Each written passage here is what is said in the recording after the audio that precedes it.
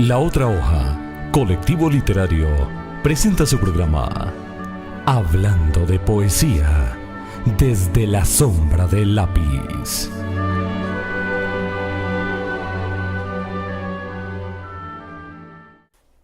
Para quienes ya están conectados en expresionestereo.com, la radio que te acompaña, los saludamos nuevamente después de este adelanto que hicimos.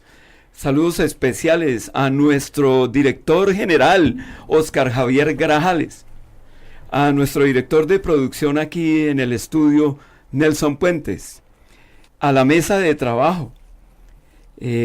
Comenzamos hoy por la cabeza. Estamos con José Luis Díaz Granados, reconocido escritor y poeta, hay que aclararlo porque también escribe narrativa. Muy buenos días, maestro José Luis Díaz Granados. Bienvenido a expresionestereo.com.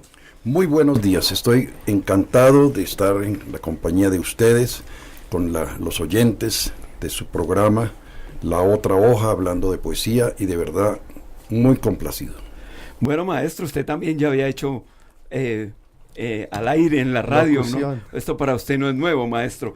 Y Carlos Camilo Torres, nuestro libretista de cabecera siempre. Buenos días, Carlos Camilo. Muy buenos días, maestro José Luis Díaz. Buenos días a la mesa de trabajo y a la audiencia de Expresión Estéreo, la radio que te acompaña. Ricardo Adolfo Torres García, muy bienvenido a nuestra mesa de trabajo. Gracias, muy amable.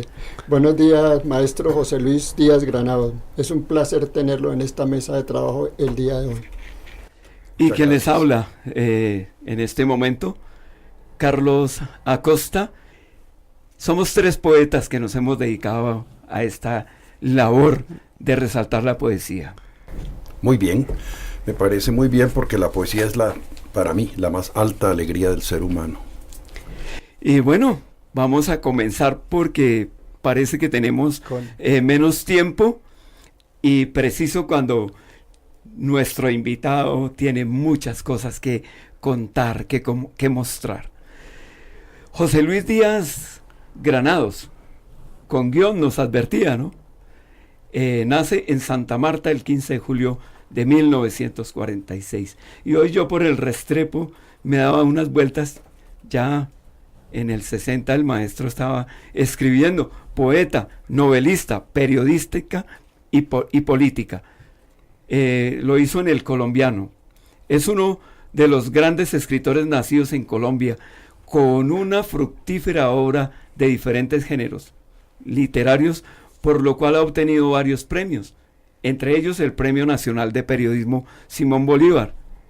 También ha ejercido como profesor universitario y trabajado como funcionario y jefe de divulgación del DANE, Departamento Administrativo Nacional de Estadística, y ahí lo hizo hasta 1981. Ha sido comentarista bibliográfico de lecturas dominicales, suplemento literario del Tiempo, asesor del Contralor de Bogotá, asesor cultural para la Feria Internacional del Libro.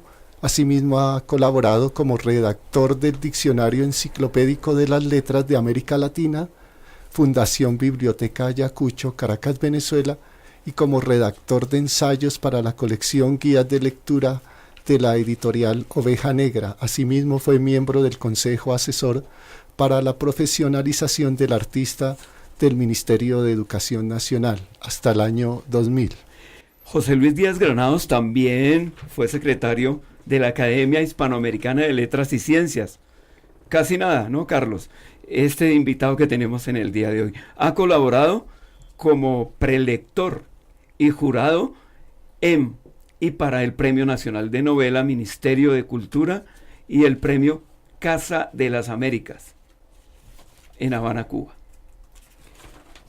También como docente impartió cursos de técnicas narrativas en el Instituto Internacional de Periodismo José Martí de La Habana, Cuba. Fue profesor de la Cátedra Octavio Paz en la Maestría de Literatura de la Pontificia Universidad Javeriana y profesor del Seminario de Autor Colombiano Luis Vidales en el pregrado de Literatura de la Universidad Javeriana, así como instructor del seminario Leyendo a Neruda poeta del siglo XX. Ejerció también como presentador del programa de televisión Ventana al Libro, dirigido por Eligio García Márquez, y en el 2008 fue escogido como el poeta homenajeado del Festival Internacional de Poesía en Bogotá. Maestro, cuéntenos algo de la Bogotá que conoce por los años 50, los comienzos de los 50. Bueno, sí. Yo nací en Santa Marta, como lo dijeron al principio, en 1946. Voy a cumplir 70 años en un par de meses. Espero estar muy bien, lúcidamente. Mis padres me trajeron a Bogotá al año siguiente, 1947. Y desde entonces he vivido en Bogotá, pues salvo ocasiones en que me he radicado en otras ciudades, pero muy, muy brevemente. Pero Bogotá ha sido la ciudad que nutrió mi vida, nutrió mi literatura, me hizo ser humano, en el barrio Palermo exactamente, muy cerca de donde estamos, aquí en la calle 45, que es una calle emblemática de Bogotá. Y ha sido el tema de toda mi obra poética, narrativa, periodística, con la excepción de una novela sobre Santa Marta, Fulgor de la Calle Grande, los libros para niños, y una novela que escribí en La Habana, la noche anterior al otoño. Esa Bogotá era una ciudad muy grata, llena de hollín, ¿no? Porque eran las estufas de carbón, entonces la comida era más sana, más exquisita, era más tranquila, ¿no? No había edificaciones muy altas, y uno desde acá, desde el Campín, podía ver el centro de Bogotá, podía verse los cerros, ¿no? No había edificios que la taparan. Incluso hasta los nevados, maestro. Sí. Se veían desde San Victorino. Desde el colegio donde yo estudiaba, el Externado Nacional Camilo Torres, se veía en días despejados el nevado del Tolima. Ahí se alcanzaba a visualizar perfectamente. Sí, así es. Era una ciudad muy noble, muy linda, llena de pinos, me acuerdo. Y fría y neblinosa un poco. Fría. ¿No? Cuando hacía sol, uno como atesoraba ese ratico de sol, qué cosa, ¿no?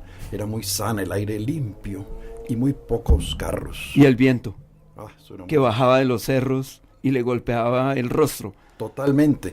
Y no había motos, solamente la de los agentes de tránsito. Y era unas motocicletas italianas muy lindas, las Vespas. Parecidas a una bicicleta. Exactamente, sí. Y esa vestimenta tan curiosa, ¿no? De los cortos y esos vestidos. Claro. Maestro, Sí. a usted sí le podemos preguntar esa idea que tenían los antiguos, que uno podía utilizar solo cortos hasta los 21, que era la mayoría de edad. Cuéntenos esas anécdotas, maestro. Sí, entonces decían cuando ya el muchacho era adolescente y ya el padre en algunos casos le permitía fumar su piel roja, entonces se echaba de largos, decían. Es decir, ya no usaba los pantalones cortos. Yo los llegué a usar como hasta los 9, 10 años, los pantalones cortos. Y bueno, estaba de moda las películas de vaqueros, de Roy Rogers, Hopalong Cassidy, Red Ryder. Entonces ese era el regalo. Mi padre fue a los Estados Unidos en 1951 y llegó de sorpresa el 8 de julio de ese año, que hacía mi hermano mayor la primera comunión, y yo me estrené el vestido de Hopalong Cassidy, que estaba de moda. Hoy en día completamente olvidado ese personaje, solo lo recordamos con contemporáneos, digamos un Daniel Samper Pisano, o Cobo Borda, o los compañeros de colegio. ¿Y ha fumado, maestro? Sí, claro, yo fui fumador empedernido. Y yo creo que porque después de la película y antes de la película le colocaban ese comercial de cigarrillos, ¿no? En el caballo, el Marlboro. El hombre Marlboro, sí. ¿Cierto? Sí, yo fui fumador y tuve que dejarlo porque me estaba haciendo daño. Es decir, también ejercí muy fugazmente la locución, porque yo soy autodidacta, yo abandoné el bachillerato en 4º año, y entonces por eso es que ustedes han leído una hoja de vida que no es llena de méritos, sino llena de puestos, porque yo tenía que estar en muchas cosas para sobrevivir. Está de moda la meritocracia, maestro. No, pues, Maestro, ¿no tiene de pronto algunos poemas? Porque aquí encuentro un poema sobre su padre, Manuel José. Sí.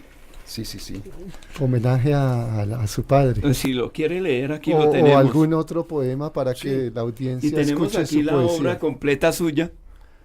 Ah, caramba. De eso sí que me sorprende. Fiesta gratamente. Perpetua. Sí. Y entonces aquí puede buscar Yo tengo, mi personaje inolvidable es indudablemente mi padre, Manuel José. Háblenos un poco de él, por Sí, favor. él era un hombre que yo admiraba mucho, era abogado, economista, era un hombre liberal, masón, de izquierda de la Universidad Libre, un hombre que tenía pues un gran destino, pero era un hombre como contra la corriente, y eso en este país no se perdona. Entonces era rebelde y prefirió, para no pelear, prefirió refugiarse como planificador municipal en pueblos, en municipios. Creó varios municipios, entre ellos Codazzi, en el Magdalena, o en el Cesar hoy en día. Y lo hizo ya en bajo perfil. Sí, ya de un bajo perfil, era un hombre ya de una gran modestia, ¿no? Tremendo, y de grandes méritos. Le publiqué póstumamente la Geografía Económica del Magdalena Grande, que fue la obra que le abarcó pues la totalidad de sus conocimientos y de su experiencia. Y creo que nos va a leer algo que le toca a usted el corazón, Sí. relacionado con este hombre maravilloso que usted tiene, esa gran imagen. Sí, porque murió muy joven, tenía 53 años. Entonces le digo, Manuel José, así te decían tus tías y tus amigos.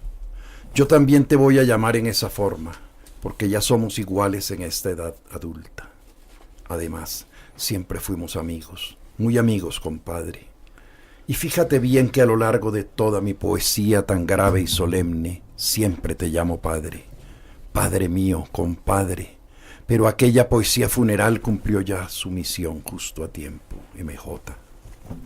A veces, cuando camino por calles solitarias de noche, veo tu sombra y me alegro, y es mi sombra. En las mañanas, cuando me miro ante el espejo, veo de pronto tus ojos castaños bajo mis cejas y me estremezco. ¡Ah, caramba! Y me asusto. Cuando hablo en voz baja yo te escucho, papá. Cuando acaricio amoroso el cabello de mi hijo, yo siento tu caricia en mi cabello de niño. Manuel José, la vida es hermosa, te lo digo ahora. Quisiera contarte tantos episodios que te harían gozar, y no sé ya por dónde empezar, hay tantas cosas. Y a veces yo siento que soy nuevamente tu vida, y entonces, no lo dudo, comienzo el monólogo largo y me pasan las horas contándote esto y aquello, y el tinto se enfría, Manuelito, y la noche cae. Es un paseo por los sentimientos, ¿no? Su padre era también escritor, maestro. Le gustaba mucho leer, era un gran lector de literatura, le fascinaba Canaima de Rómulo Gallegos, siempre me acuerdo de eso. Leía mucho y escribía artículos periodísticos con una gran belleza en su prosa. A mí me viene la vena por mi mamá, porque ella me leía versos de los autores modernistas desde que tenía 7 años. Y me fue quedando esa eufonía, esa música de los hechizos sonoros que tiene la palabra poética. Y ahí vino mi carrera, mi oficio. Tenemos muchas coincidencias, ya las he visto desde que comenzó la entrevista, y una de estas que me conmueve también es que mi afición y mi pasión en una época fue el fútbol. Hasta llegué a jugar con los connotados de Independiente Santa Fe, entre No esos puede ser. Ernesto Díaz. Sí. Caramba. Conocí personalmente a Alfonsito Cañón, El más grande de todos los Sí. tiempos de nuestro equipo, sí. conocí a Basílico González, No, y el mejor jugador extranjero que llegó a jugar a Santa Fe, que lo trajo Tosa Vaselinovich, cómo no. se llama Dragoslav Sekulara. Sí, cómo no. Sí, Muchísimo. Manuel Ovejero y todos los que pasaron por Santa Fe. Bueno, como yo soy de otra generación, el Eh. más grande extranjero que yo vi en Santa Fe, superior a Di Stéfano, que era con el que alardeaban los de Millonarios, Sí, fue sí. René Pontoni.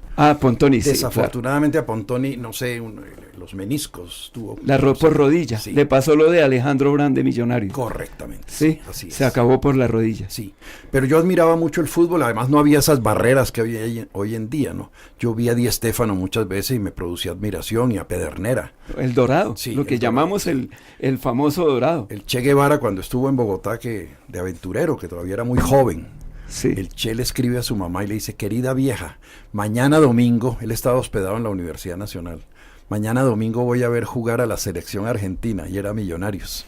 que todos eran argentinos.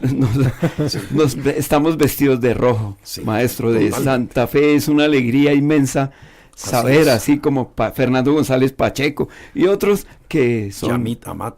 que son hinchas de Santa Bueno, Fe. el propio presidente de la República. Sí, cuéntenos alguna anécdota en el estadio. Yo tengo yo acompañaba a unos primos que eran de las divisiones menores de Santa Fe.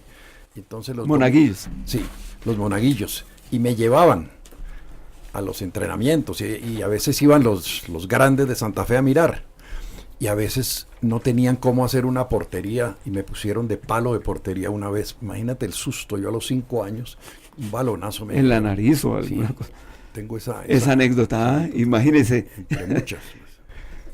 El 13 de junio de 1953, el pequeño José Luis recita un poema de su autoría titulado La Casa de Mayo en la hora infantil, programa de la Radiodifusora Nacional de Colombia. La ¿Recuerda desaparecida. algo de ese poema, maestro? No solamente del poema, sino de esa noche. Porque yo recuerdo la Radio Nacional que daba en la Avenida Caracas, en la esquina con la calle 26. Era un caminito lleno de pinos. Bogotá era una ciudad llena de pinos de todas las clases. Y esa noche, a las San 7 Diego. de la noche, que era un sábado 13 de junio, estaba militarizada la emisora. Yo recuerdo eso perfectamente. La PM se llamaba, la Policía Militar. Entonces yo recité, los niñitos nos vestíamos con vestido azul oscuro y un corbatín negro. Todos los niños, todos, cuando era algo especial. Entonces fui de la mano de mi mamá y recité. Era un poema como que a la Virgen de Fátima. Algo así como, en la noche había una casa de mayo que alguna vez se derrumbó, pero a la mañana siguiente la Virgen de Fátima nos alumbró. Y los pájaros se van, pata, casa, queso y pan, algo así. Era una cosa muy ingenua. En todo caso, me gané el primer premio, que era una tortuga que se movía de plástico. Fue muy bonito el acto, fui muy feliz. Pero resulta que al día siguiente debía salir la grabación del poema y no salió porque en ese mismo instante el general Gustavo Rojas Pinilla estaba tomándose el poder.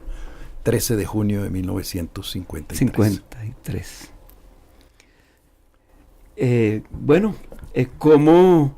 Tenemos más coincidencias. Coincidencias, claro. Como yo soy autodidacta y me tocó hacer tantas cosas para poder sobrevivir, una de ellas fue que mi abuelo me ayudó a sacar licencia de locución en el Ministerio de Comunicaciones, año 67. ¿Qué número tiene, maestro? Creo que era 6.000 algo. Sí, muy bien. Yo tengo el dato. Bueno, qué bien, maestro. Sí. Coincidencias grandes. Coincidencias grandes, sí. El maestro, durante esos estudios primarios en el Colegio Camargo Uribe, ya se vinculaba a actividades culturales y artísticas, ¿no, maestro? Sí. Es inolvidable. Ese colegio quedaba en la calle 45 con carrera 20. Lo dirigía el doctor Samuel Camargo Uribe, un ilustre matemático y pedagogo. Por cierto, era primo del presidente Alberto Lleras Camargo. Pero un hombre también como mi padre. Era un liberal, de bajo perfil, muy, muy inteligente. Casado con una pedagoga, una maestra maravillosa, ecuatoriana, de Ibarra, Ecuador. Rebeca Hidalgo Rivadeneira se llamaba. Y ella reforzó mis conocimientos y mi gusto por la literatura. Nos contaba historias del Ecuador, de Eloy Alfaro, anécdotas de Juan Montalvo, de los grandes hombres ecuatorianos. Y bueno, eso lo marca uno para siempre. Ahí le cogí un gusto tremendo al vals sobre las olas, que lo tocaba mucho en los programas, en las retretas, en la sesión solemne. Y qué coincidencia, fue la canción que más le gustaba y la canción predilecta de Pablo Neruda, el vals sobre las olas, y la única canción que él bailaba, desde luego muy mal. Sí, por supuesto. Maestro, como otros grandes, usted fundó el periódico El Ciudadano. ¿Qué edad tenía cuando esto ocurrió? Pasé en un interregno, digámoslo así, en Santa Marta. Mi padre fue a trabajar allá, un cargo oficial con el cual creó el municipio de Codazzi e hizo muchas labores departamentales. Y en ese año me encuentro con un primo mío que tenía 10 años de edad, yo tenía 11, 12. y él tenía un periodiquito, se llamaba El Samario. Entonces yo fundé El Ciudadano, y entonces era como una competencia, pero muy afectuosa, muy afectuosa. Hoy en día ese primo se llama Óscar Alarcón Núñez, pues es un periodista muy famoso, abogado, fue notario, superintendente notariado, y en la notaría siempre tenía enmarcados nuestros periódicos. En una época eran de una página, ¿no? Sí, y él tiene ahora una columna semanal en Semana que se llama Microlingotes, y en El Espectador Macrolingotes. Entonces tenemos esos recuerdos siempre. ¿Sí? Y no sobrevive ningún periódico de esos. Me dicen que en la casa de Gaitán, porque yo era muy amigo de Gloria Gaitán, que éramos adolescentes. Dicen que ahí en el archivo ahí se conservan algunos de esos periódicos, sí. Su bachillerato en el Externado Nacional Camilo Torres, ¿cómo fue? Fue muy, muy, muy hermoso. No había sino 3 colegios oficiales en Bogotá. O sea que solo valía 20 pesos todo el año. El Externado Nacional Camilo Torres, el Colegio Nacional de San Bartolomé, que ahora se llama Mayor, y el Colegio Nacional Nicolás Esguerra. No había más instituciones gratuitas, digamos. Entonces fue una experiencia hermosísima. Yo le tengo mucho afecto al Camilo Torres, pero era sumamente difícil. Era un colegio demasiado estricto porque tenían que dar los cupos, eran peleados. Yo ahí fundé en la perifonía un programa llamado Hombres y Letras. Entonces todos los días yo incentivaba concursos de poesía y regalaba Canaima de Rómulo Gallegos. Yo regalaba y Carlos también sí. transitó por esos pasillos del Camilo yo Torres. Estudié también en el Camilo Torres. Cuando todavía se pasaba por examen, no como ahora que es sin examen. Y era abierto, ahora lo cerraron, ¿no? Era abierto, era un campo enorme. Lo dirigía el doctor Severo Ortiz Manrique, me acuerdo. Y ahora tiene muchas rejas, parece una prisión, ¿no? Es imposible entrar ahí. Pero fue muy grato porque era muy cultural, muy cultural. Como a los 2 años, me trasladé al gimnasio Boyacá que quedaba aquí, en Palermo. Entonces era más cómodo en todo sentido.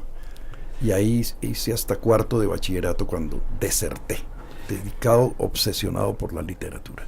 Ya nos comentó que una persona, la ecuatoriana, influyó en la poesía por esas leyendas que le contaba. ¿Algún otro ha influido su obra literaria, ¿no? Que digamos, que lo haya inspirado, ¿no? Sí, bueno, yo tenía un primo mayor, José Stevenson, que él en el colegio me decían, lea La Vorágine o lea La María. Y mi primo decía, no pierdas el tiempo, lea Dostoyevsky, lee Hemingway. Empezó a meterme por el camino de la poesía de Pablo Neruda, de Paul Eluard. Ese primo le debo mucho. Otros horizontes. Sí. Le arrendaron un apartamento que había internamente en la casa donde vivíamos de mis abuelos a una escritora que después me di cuenta que fue la primera mujer que ejerció el periodismo de planta, Emilia Pardo Umaña. Y claro, ella simpatizó conmigo por ese amor a las letras y me hizo hasta una entrevista, y en El Tiempo salió en el año 53 una columna de ella sobre José Luis. Después, cuando comencé ya en el Camilo Torres a escribir para un concurso interescolar de cuento, hice un cuento guajiro, influido pues por todo lo que me contaban mis padres. Y había un familiar, por un vínculo familiar, que vivía en la 59 con carrera 4ª, que ejercía el periodismo, pero ya había publicado una novela y era también un familiar cercano, era Gabriel García Márquez. Él estaba trabajando en Prensa Latina en esa época, pero él no era conocido. Yo me acuerdo que salíamos a la calle por la 7ª y pues nadie lo miraba porque nadie lo conocía. Íbamos mucho entre la calle 17 y 18, ahí trabajaba él. El mismo del Premio Nobel de Literatura. Nobel, sí. Por eso yo nunca le tuve ese temor reverencial que le tenía a todo el mundo. Y a lo largo de la vida me tocaba muchas veces en las reuniones poner yo el tema, porque nadie se atrevía. Y Gabo menos, él se quedaba callado. Era muy tímido. Sí, así es. Maestro tiene un cuento que se llama Un día antes del viaje, que le dedica a Gabriel García Márquez. Sí. ¿Cómo es esa historia, maestro? Fue que había un festival del libro colombiano. En la primera salió La hojarasca, 1959, la segunda edición de La Hojarasca. Y en el segundo festival, esto lo dirigía Alberto Zalamea, que era el director de Semana, hijo de Jorge Zalamea. Salieron los mejores cuentos colombianos y leí uno muy bello llamado Un día después del sábado, de Gabriel García Márquez. Claro, uno a los 13 años imita. Entonces yo hice uno llamado Un día antes del viaje, inspirado en mi abuelo, que había sido coronel como el abuelo de él. Y entonces se lo dediqué a él. Y Gonzalo González Goc lo publicó el 27 de diciembre de 1959. Después me dijo Jacques Gillard y el mismo Eligio García Márquez, su hermano, que es el primer texto en el mundo dedicado a Gabriel García Márquez. Qué bien. Maestro, ¿dónde nacen esos inicios literarios? Si es posible oír en su propia voz alguno de esos primeros poemas. Bueno, yo le cogí pues mucho amor a la poesía, a la eufonía, por eso de que mi madre me leía lo de los modernistas. Pero fue a los 15 años, por allá en 1962, en que yo tomé conciencia, ya yo estaba en el bachillerato, de que eso era un oficio. Y tenía que despedirme de otros sueños que tenía, que era estudiar Derecho, como mi padre, ser abogado. El periodismo no existía como carrera, no existía esa carrera, y la literatura menos. Cuando decían que a mí me gustaba la poesía, los familiares y los amistades decían, se va a morir de hambre, lo de siempre. Pero ¿de qué vive un poeta? Pues se lo dijeron a muchos. Sí, y además, lo sabemos aquí los tres, sí, que es muy complicado. No, y la imagen que tenía el poeta eran unos melenudos piojosos que botaban de las burdeles en las manos, sí. borrachos.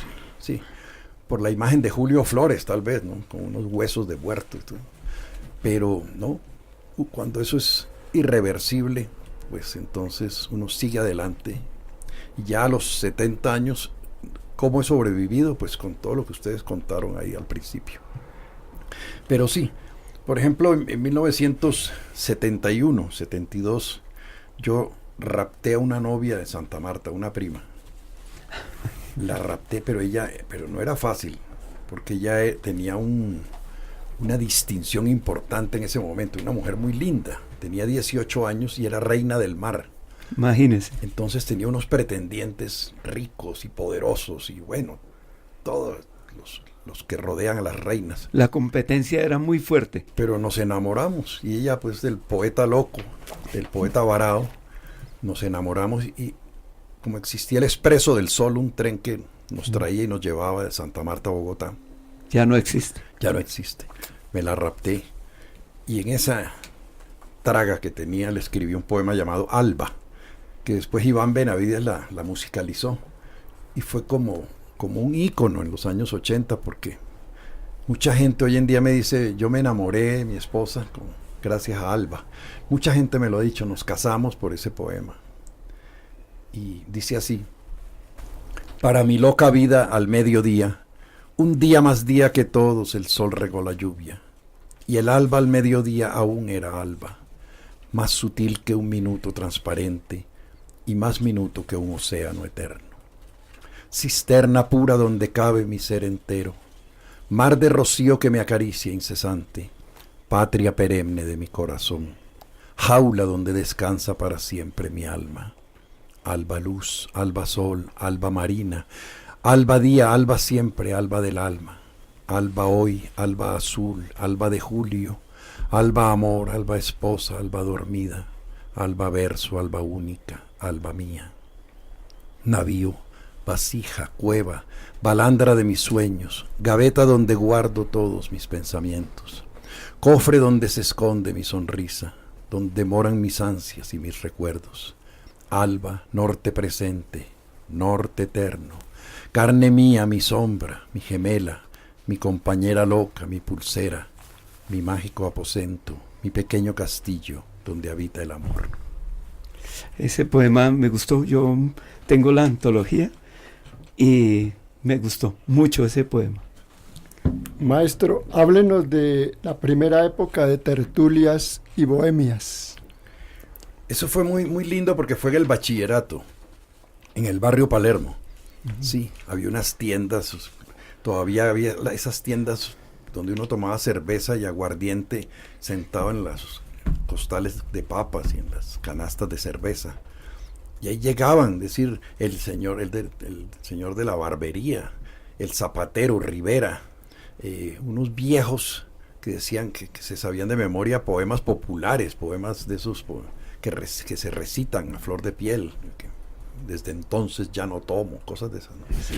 Y era muy rico con los compañeros del bachillerato. Y las vitrinas eran de madera sí. Y el pan olía distinto. Claro, el pan estaba en la parte superior y el jabón abajo. Sí, ese claro. tipo de cosas, ¿no? Sí. Con abarrotes. Vendían Dolorán, que todavía le cura a uno los dolores. Sí. Todo eso era muy rico. Y ahí hablábamos de poesía y los muchachos, los estudiantes, escuchábamos a los viejos poetas. Recuerdo unos olvidados, ¿no? Como Víctor Amaya González, como Carlos Ramírez Argüelles, como Jairo Caín. Y los compañeros míos eran Luis Fayad, que ahora es un novelista, el de los parientes de Esther, que vive en Alemania, Álvaro Miranda, Pedro Manuel Rincón Pemán, que vive aquí en la esquina de ustedes. Y otros compañeros. Entonces, leíamos, recitábamos. Fue una época muy linda. Maestro, después del fallecimiento de su abuelo materno, el coronel José María Valdeblanques, como que empieza otra época ya literaria en su vida y empieza la formación de su obra El laberinto.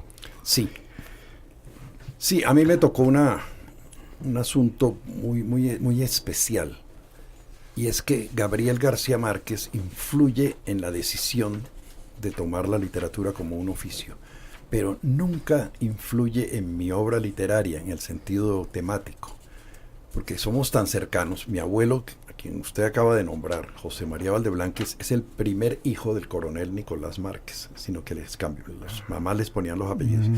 Esto basta pues consultar Vivir para contarla, que ahí habla de su tío José María Valdeblanques, sino que a lo largo de mi vida, es decir, hasta hace unos 10 años, porque el mismo Gabo pues me lo dijo, yo nunca le conté a nadie este parentesco ni esta cercanía. La gente anduvo conmigo muchos años y no tenían ni idea de esta cercanía, de que cada vez que venía Gabo a Bogotá, pues yo lo veía, nos veíamos. Él iba a la casa, visitaba a mi mamá, le consultaba muchas cosas, pero yo nunca tuve siempre ese pudor y nunca quise, pues digamos, que la gente pensara que se está aprovechando para hacer, no, jamás, no, nunca. Y por fortuna que los temas de mis novelas siempre es Bogotá, el barrio Palermo, es decir, más cerca a Vargas Llosa, eso sí, más influido por Vargas Llosa que por Gabo. Con Gabo es la afinidad familiar, ¿no? La cosa como buena. en una cuarta generación, algo así. Sí. Juan Gustavo Cobo Borda nos dice, en el álbum de la poesía colombiana, Caracas, Fundarte 1972, comillas, el modo como José Luis Díaz Granados oscila entre los ritmos clásicos de pausado lirismo y los repentinos atisbos vanguardistas de su primer libro, El laberinto, como si sus pequeñas y sorpresivas viñetas instauraran rendijas de luz en medio de tradicionales arquitecturas. Sí. Juan Gustavo es uno de los seres humanos que yo más quiero y de los poetas y ensayistas que más admiro. No ha sido fácil el reconocimiento de este gran escritor en el ámbito colombiano, porque es difícil hacer una proyección, ¿no?, de lo que tenemos tan cerca. Yo lo considero sin ninguna exageración que es el Alfonso Reyes colombiano. Es un polígrafo, gran ensayista, gran poeta de la generación sin nombre y gran ser humano. Entonces él quiso decir con esa gran generosidad que en medio de tantos poemas extensos que tengo o experimentales, los breves, los de poquitos versos, son los que más brillan, ¿no? Porque tengo uno que dice: sol, ni rojo ni verde, semáforo del tiempo, con su luz amarilla es árbitro del viento, algo así. Dice que esos pequeños poemas dicen más, ¿no?, que irradian más luz. Sí. Por lo que son más condensaditos, más cortos, sí, y tienen más fuerza. Más consistencia. Yo en el año 62 comencé a elaborar como un libro, aún sin título, pero yo quería que fuera un solo organismo viviente. era como el modelo de Jorge Guillén en Cántico, ¿no? Que él iba aumentando con cada edición hasta formar una totalidad, como Whitman con hojas de hierba, como sí. Aurelio Arturo, Morada al Sur. Yo tenía más o menos esa ambición. Pero no, en 1984, después de 22 años de trabajo, pues culminó en la edición definitiva, El Laberinto, 1984. Y ahí comencé a escribir la primera novela, Las Puertas del Infierno. Maestro, ¿cómo recibe el primer reconocimiento de poesía Carabela en Barcelona, España? Fue algo maravilloso. En esa época, pues claro, no existía el internet, las comunicaciones eran difíciles, y uno veía de pronto una convocatoria a un concurso. Y yo envié un fragmento del poema El Laberinto, el fragmento 6, bajo el título de Única, le puse ese título, y lo envié por correo a Barcelona al premio Carabela. Estaba pasando yo un periodo muy crítico de mi vida personal, familiar, esos momentos que ocurren en la vida de todos los seres humanos. Y entonces me aislé en mi propia casa. Duré varios días aislado, sin hablar con nadie, hasta que un familiar llegó muy temprano, 7 de la mañana. Mi mamá se sorprendió, subió directo a mi alcoba y me dijo: oye, te acabas de ganar un premio en España, lo acaba de decir la Radio Nacional. Y sí, fue el premio Carabela. Me llegó esa noticia y salió en los periódicos. Caramba, fue una satisfacción muy grande. Y ese día, 12 de octubre de 1968, nunca más me volví a afeitar la barba. Se siente alegría, ¿no? Se siente como recuerdo de ese premio. Sí, se siente una emoción. Muy grande, muy grande. Después de un año me pagaron como 900 pesos colombianos, que era como decir 900.000 pesos de ahora. O sea, bajaron los premios. Sí. A mí me pagaron 650.000. Pero bueno, sí, maestro, si quiere léanos el poema El Laberinto. Sí. Lo tiene ahí en su antología. Nosotros también lo tenemos aquí en el libreto, lo tenemos allá. Bueno. Sino que le puse Única, sí, pero claro. Se llama El Laberinto. El Laberinto. Año primero de la segunda posguerra. Naces. Los colores del mundo caben en tu par de ojos. Otro dato. Nada hay más mimado que esa mirada desvalida. Creces, como un árbol, sobre la humanidad y contra el viento. Sabes que estás viva y deletreas los signos de tu nombre. ¿Por qué tienes que conocer el dolor de la tierra tan pronto? Soportarás sobre tus hombros ese dolor por algún tiempo. Desvalida, tu belleza lúdica reinará sobre cualquier tristeza. La soledad será como un duende que a veces te hará sonreír. Indagas, observas, te sientes condenada a un destino irreal. ¿Miento? Pero tienes la suprema virtud de saber que eres única. Hoy caminas bajo la gris llovizna, dialogando con la brisa. Pero brisa y llovizna se evaporan, se escapan de tu vista. Y tú sientes la nostalgia de un ayer creyente lleno de colores. Oh, sacerdotisa, tu mirada es la que dibuja todos los objetos, y sin embargo naufragas en el ancho río amargo de la vida. Sola, sola, sola, como una isla, como un témpano, como la luz, como Dios. Bien, hermoso poema. Muy bien, maestro. Muchas gracias. Muy creativo y también el manejo coloquial que le da al mismo, ¿no? Tenía una ¿cómo se llama? Una mezcla de influencias. Ese sacerdotisa es muy Manuel Escorza, muy Jorge Salamea. Sí, y el ancho río amargo. Teníamos la influencia del presidente Alberto Lleras, que escribía unos discursos bellísimos. Y el sola, sola, sola, José Asunción Silva, ¿no? Sí. ¿No? De pronto. Y poner el solo, sola. Eso es muy Aurelio Arturo. Muy Aurelio Arturo. Sí. Maestro, hay una generación muy importante en Colombia que se llama la generación sin nombre. Háblenos un poquito cómo surge esa generación.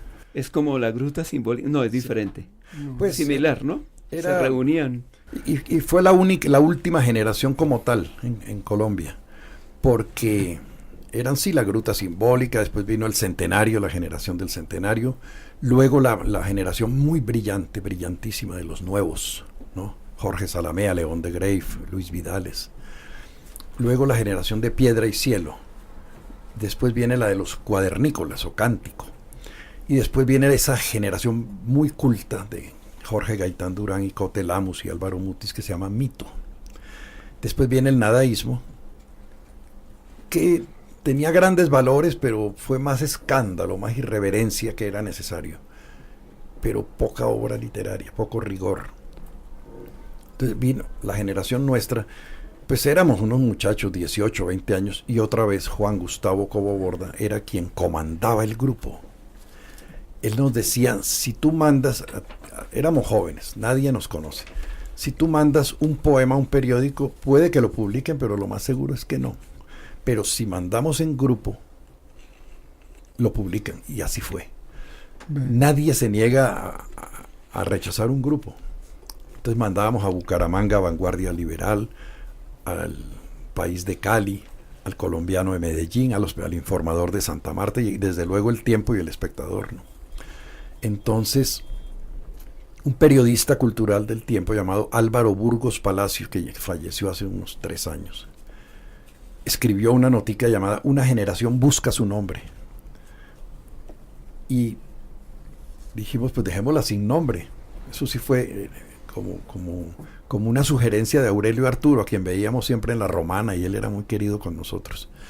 Y nuestros padres tutelares fueron Aurelio y Héctor Rojas Erazo. Héctor Rojas presentó una página en El Tiempo en que habla de cada uno de nosotros. Éramos David Ponels Rovira, Darío Jaramillo Agudelo, Juan Gustavo Cobo Borda, Álvaro Miranda, Henry Luque Muñoz, que murió también, Augusto Pinilla y quien les habla.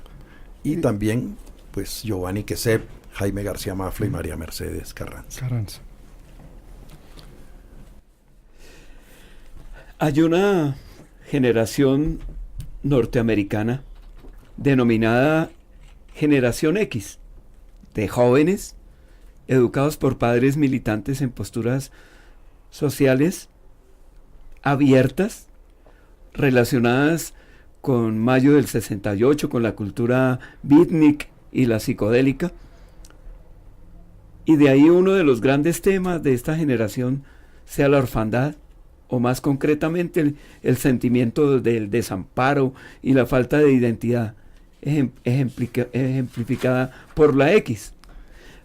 ¿Hay alguna relación o una inspiración de la generación sin nombre con esta generación X norteamericana, o fue independiente? Sí, no, totalmente independiente. Incluso cada uno de los integrantes de la generación sin nombre tiene una postura estética diferente a la del compañero. No hay una escuela para definirlo, ¿no? Porque, por ejemplo, los de Mito sí eran muy aficionados a la cultura francesa, a la cultura europea. Los de Piedra y Cielo a la cultura española, ¿no? Juan Ramón Jiménez, Machado, la generación del 27, y Neruda y Vallejo. Nosotros más como los posteriores a la generación del 27, y Borges y Neruda y Vallejo, pero con un gran rigor, ¿no? Es decir, totalmente entregados a la palabra. Oficio. Sí, más que a la figuración que tenían los nadaístas, ¿no? Entonces eso nos independizó mucho de ellos. Y de la generación X, ellos son, claro, son de una potencia mundial, como los Estados Unidos vienen de la crisis de la derrota, la primera gran derrota que sufre Estados Unidos, que es la guerra de Vietnam, que eso pues es una herida para siempre, ¿no? Además porque ellos nunca han ganado ninguna guerra, ¿no? La única que han ganado fue con una bomba sobre Hiroshima. Y eso sí es, y luego Nagasaki. Es como si yo pateara a un bebé. ¿Sí? Claro, igual. Eso no tiene gracia. Pero no han ganado ninguna guerra, ninguna.